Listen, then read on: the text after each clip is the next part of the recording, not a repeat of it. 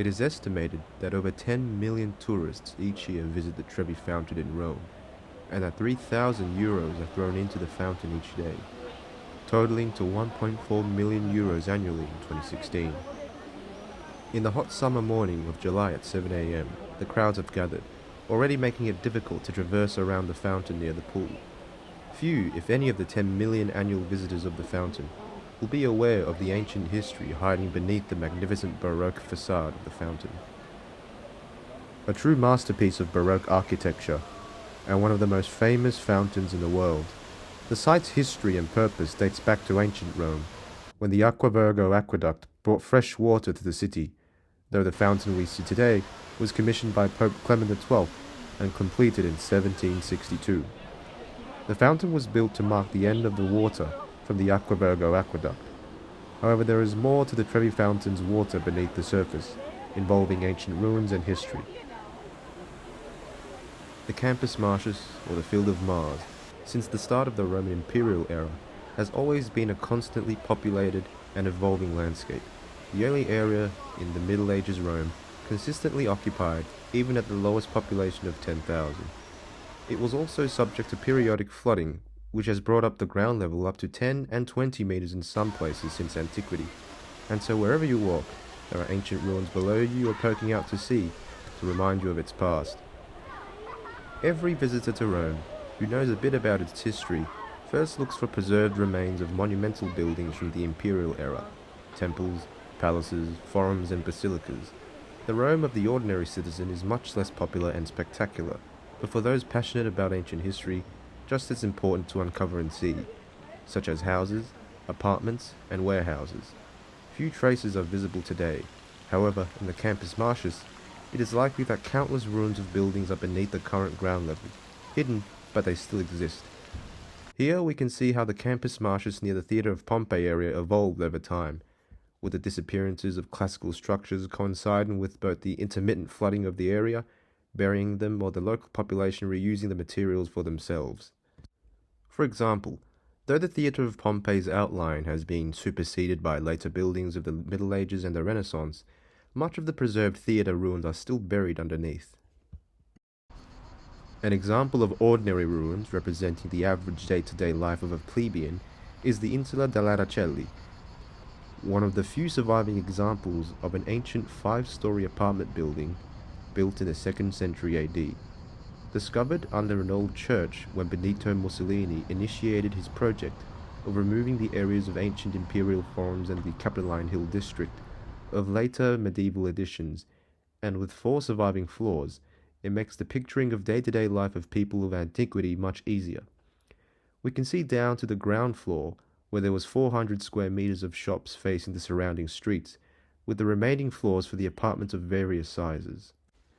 Sometimes, construction projects inadvertently reveal and allow us to peel off millennia of accumulated layers and preserve and to have direct contact with the ordinary man of Rome.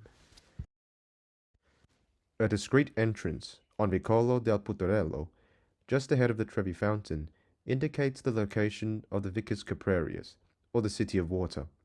This is an example of when modern construction between 1999 and 2001, when archaeological surveys during the renovation of a cinema inadvertently revealed the ancient past. Stepping into the site, we can see the cinema, which was having renovation surveys done that discovered the ancient site. What we see when we enter to the left is the Castellum Aqua, a tank that was used to store water from the nearby Aquavergo aqueduct. Commissioned by Agrippa, son-in-law of Emperor Augustus, it is the only aqueduct of ancient Rome that has remained in operation consistently from antiquity until today, and still feeds many of Rome's fountains and terminates at the Trevi Fountain. This water reservoir was built into the building complex in the 2nd century and used until the 6th century, collecting water from the Aquavergo and feeds into the Trevi Fountain.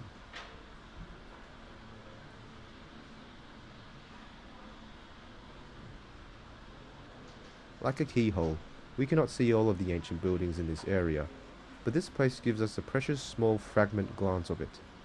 The ancient buildings on this site are located 2 stories below the modern ground level, which goes to show how much the ground level has risen over the years.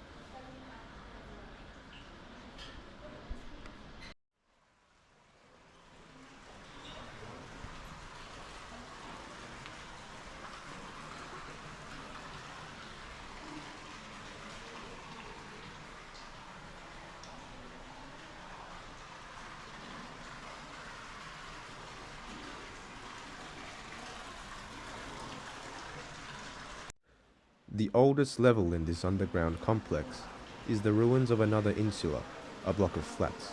In the mid-4th century, the insula was converted into an upper-class mansion, decorated with marbles and mosaics. Above this level are the ruins of a medieval settlement, when the first ancient floors were already used as basements, buried and forgotten. There is a section displaying all of the items found during excavations.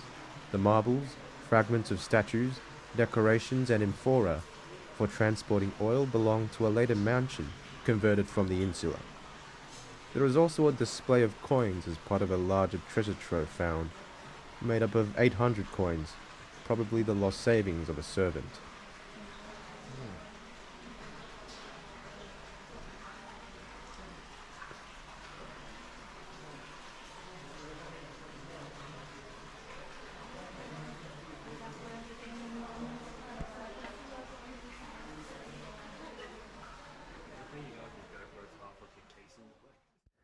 This map shows the excavated area in question, showing what remains of the apartment building, which was later converted into a mansion, the current displays on the bottom, and the medieval area built on top of the ancient layers.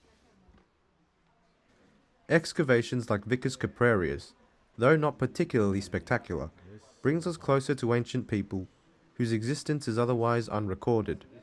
We can only imagine the ancient Romans who first inhabited this apartment building, and all subsequent inhabitants born in such places who lived their daily lives and went about their mundane daily routines. We can envision slaves holding heavy buckets of water up the still visible staircases seen here. The archaeological site of Vicus Caprarius is open to visitors. Despite the heavy crowds at the Trevi fountain above it, the site itself is often empty, even in the busiest tourist season in July, and provides a cool, refreshing change of pace after meandering on the surface in the hot summer heat, going from monument to monument. And so, coming back up from the ancient level to the Trevi fountain again, one gains a newly found, in-depth appreciation of the complexity of the history of the fountain as well as other buildings in the Campus Martius area, that there is always more to the surface with any building in Rome. Subscribe for more videos on ancient Roman history.